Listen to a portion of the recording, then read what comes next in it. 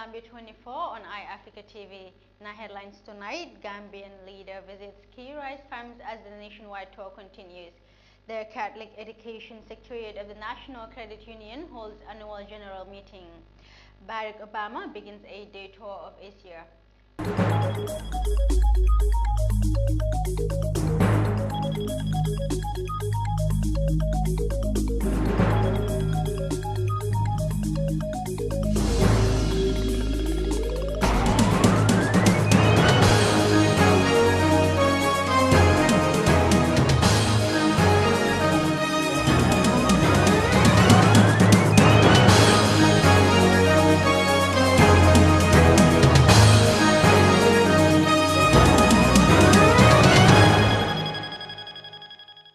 Today is the 6th since the Gambian President Professor Yahya Jammeh started his constitutionally packed nationwide tour.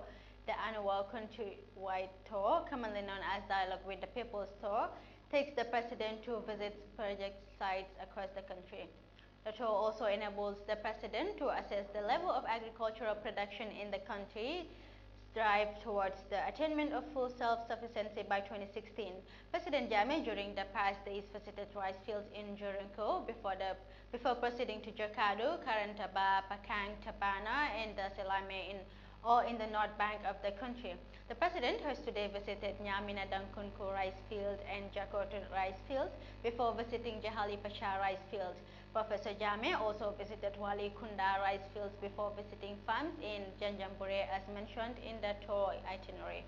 The 21-day nationwide tour that combines visits and assessments to agricultural development projects in the country is expected to end on the 7th May 2014.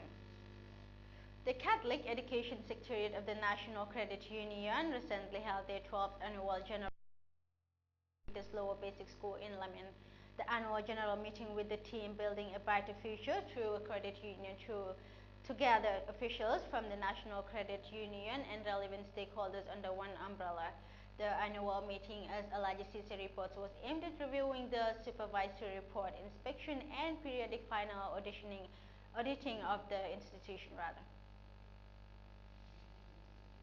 Loan could be a burden to the creditor who utilizes it unwisely, but the one with low interest and lifelong savings could pave the way to a much brighter and meaningful future. The theme, Building a Brighter Future through Credit Union, marked the route and goals given by the Catholic Education Secretariat Cooperative Credit Union. This was emphasized on their annual general meeting at the St. Peter's Lower Basic School. The AGM was aimed to bring out supervisory reports, inspection and periodic final auditing of the union to members. It is a statutory requirement that all the viable credit unions hold a gathering of this nature annually, where the words delivered by the sitting chairperson of SESCO, Madam Zono Jammeh. During the past 12 years, SESCO Board of Directors have met regularly in their mandate to direct policies, make sound management decisions, control activities, and plan for the short and long-term operational activities of the credit union. During our meetings, the board agreed to dispose of the double-cabin Nissan pickup and to replace it with a Nissan Terrano due to the fact that the vehicle was old, coupled with the high maintenance costs which outweigh the economic benefit derived from it. The guest speaker, Mr. Bakari Sanyang from the Foresight Chartered Certified and Management Accounting, said it was important to note that SESCO was born and brought up through strong commitment and hard work. He said it is a duty to understand the meaning and importance of savings. Mr. Sanyang stated that, as mentioned on the theme, Building a Brighter Future could only be achieved if one works towards the brighter future. I remember I traveled with a friend of mine. We booked our flights here, we are all confirmed. We got to New York and we are supposed to travel to another place. But unfortunately, the plane was overbooked and we had to be left behind. I complained bitterly because I thought we were victimized, probably our scheme, or for other reason. And then the friend was very happy because the way we were treated, I think they compensated us some money. This guy is the Badiwonga guy. So he said to me now, even if they don't put me on the next flight, as far as you are here to complain, and they compensate me with this check, I'll stay here. Alright? 2 years later, I happened to travel with the same man. There was a similar scene. And then he looked at me. He said, Mr. Man, why? I said, the lady had treated me with so much dignity and respect. Even if I'm a Mr. Complainer, I will not complain. Mr. Keba Fati, who spoke on behalf of the Registrar of the Cooperative Societies, said credit unions in the Gambia and beyond offer members much more than financial services only. Values and principles that govern these unions are enshrined in their bylaws in accordance with the Cooperative Society Act. These include open and voluntary membership, democratic member control, autonomy and independence, member economic participation, cooperation among cooperatives, accountability and transparency. Madam Chairperson, unequivocally, governance matters in all financial institutions.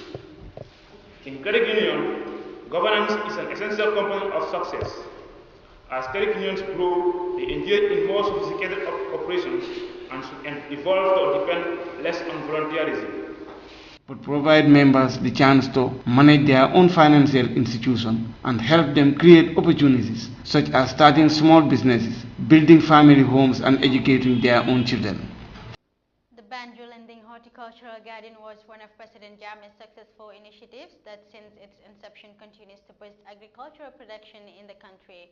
The project that harbors beekeeping and animal husbandry was under the control of Taiwanese agricultural experts until their recent departure when Gambians took over. Alaji Sise has more. The quietness of the place does not reflect the very meaning of activities taking place. The Banjul Horticultural Garden had a bigger track agenda when it comes to development. Among the giant projects initiated by the President of the Republic, Dr. Yahya Jammeh, the garden had harbored beekeeping and animal husbandry under the control of the Taiwanese agricultural experts until their recent departure. Groundnut cultivation that forms the nucleus of work in the garden was a recent turning point taken by gardeners and their supervisors. Groundnuts are easy to control away from pests and disease, said Adama Jiba. Jiba said that there were other varieties of vegetables like cucumber, tomatoes and few others, but groundnuts were the main thing on cultivation as at now.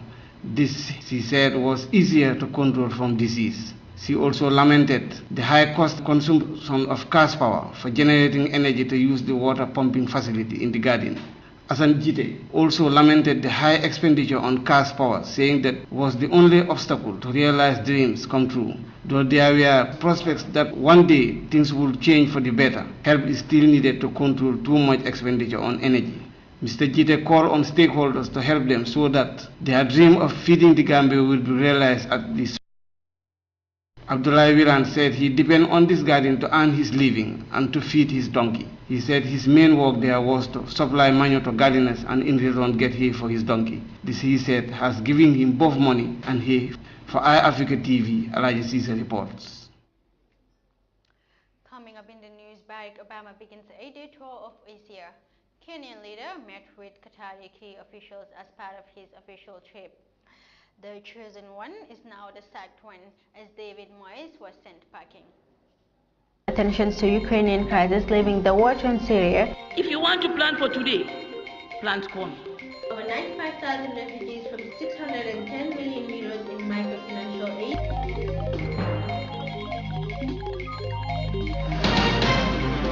Starting recording has been finally inaugurated as the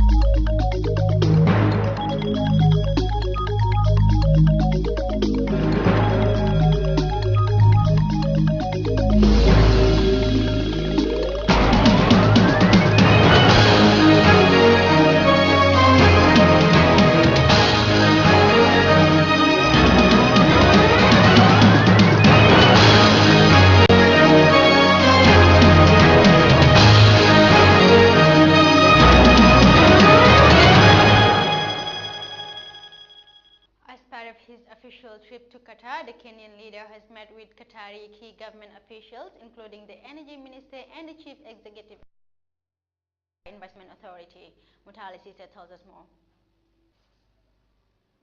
Kenyan President Uhuru Kenyatta has met his Qatari counterpart, His Highness the Emir of Qatar, Sheikh Tamim bin Hamad Al Thani, and other senior government officials of the state of Qatar. President Kenyatta and his entourage toured the new port in Doha, which is currently under construction. Qatar's Ports Authorities is among the world's most effective management of maritime installations, and Kenya seeks to benefit from its expertise in the development, management and modernization of Lamu and Mombasa ports. Energy and security are on President Kenyatta's top agendas of discussion with the Qatari authorities. Mr. Kenyatta was earlier today called on at his hotel in Doha by the Chief Executive Officer of the Qatar Investment Authority, Ahmed Mohamed Al Sayed, to discuss issues relating to investment between the two states. The President is expected to meet other leading figures in Qatar's private sector, including the Qatari Defense Minister Hamad bin Ali Al Attiyah, as well as representatives of the Kenyan in the diaspora. The President earlier held a meeting with the Qatari Energy Minister Mohammed Salih Al Sadar. During this meeting, President Kenyatta called on Qatari entities and investors to participate in the Kenyan energy sector, as it contains substantial returns and mutual benefits for both Qatar and Kenya. On his counterpart, Qatari Energy and Industry Minister Salih Al Sadar said Qatar was keen working with Kenya in energy and other sectors of mutual benefit, given the conducive business environment created by President Kenyatta's leadership. Mutala Sise for iAfrica.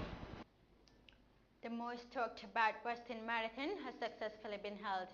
Thousands of marathoners have taken to the streets of Boston as the city honored 3 people that have been killed and more than 260 others injured in a bomb attack that erupted during the last year's event. More than 32,000 people ran in the marathon on Monday in a powerful show of defiance a year after the deadly bomb. And over 36,000 runners observed a moment of silence in honor of those killed by last year's bombing before the race began. U.S. President Barack Obama embarks on Tuesday on a Monday for a country tour of the region in the hopes of convincing Pacific allies in the United States remains focused on them. Barack Obama is expected to offer guided support for Japan in its bitter territorial dispute with China over a group of islands in the East China Sea, as Washington seeks to reassure its Asia-Pacific allies of its commitment to regional security in the face of an increasingly assertive China. Obama will arrive in Tokyo on Wednesday at the start of an 8-day tour of Asia that will include South Korea, Malaysia, and Philippines. Obama's four-nation tour is supposed to demonstrate his commitment to following through on plans announced 3 years ago to pivot U.S. influence towards the Asia-Pacific, a region with huge economic potential but beset by historical disputes and potential threats to stability. Obama is expected to reach an agreement with the Philippines on better access to country's air bases and ports for the U.S. Air Force and Navy. More than 20 years after the U.S. closed its huge naval base in Subic Bay, Obama's visit to South Korea was centered on security ties, but he is also expected to pay his respects to the 300 people believed to have died in Seoul ferry disaster. In Malaysia, where Obama will be the first sitting U.S. president to visit since Lyndon Johnson in 1966, Obama will attempt to strengthen ties with the leadership despite concerns over its treatment of opposition politicians. U.S. officials said there were no plans for Obama to meet the country's opposition leader Anwar Ibrahim. Now to the most talked about story in the history of sports. The chosen one is now the sacked one. Sir Alex Ferguson's successor David Moyes has been sacked only 10 months after taking the bad football team Manchester United. Moyes' 50th dismissal was announced a few hours ago following a meeting with Executive Vice Chairman Edward Woodward at the club's training ground. David Moyes, who was chosen by Sir Alex Ferguson to succeed him when he retired after 26 years in charge last summer. Manchester United currently lies 7th in world this season, record their lowest ever Premier League points tally. They will also miss out on Champions League football next season for the first time since 1995. United board said player coach Ryan Giggs will take charge until a permanent appointment can be made. His first match as interim boss will be the home game against Norwich on Saturday. you are up to date. Before we go, reminder of our major headlines making the top stories. President visits key rice farms as nationwide tour continues. The Catholic Education Secretariat of the National Credit Union holds annual general meeting. Barack Obama begins 8-day tour of Asia. More on these and other interesting, visit our website iafrica.tv. I am Fatmata Jajo. Bye bye.